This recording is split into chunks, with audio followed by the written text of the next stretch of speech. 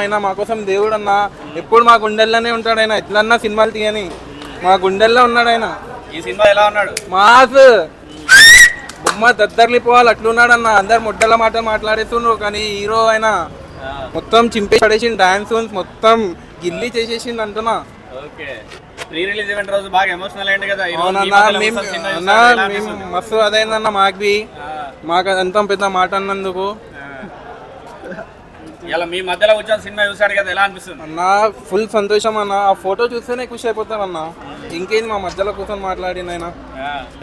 మీరు అనుకున్నట్టే చూపించాడా? చూపించిండు అన్న, దానికన్నా పెద్దగా చూపించేసిండు.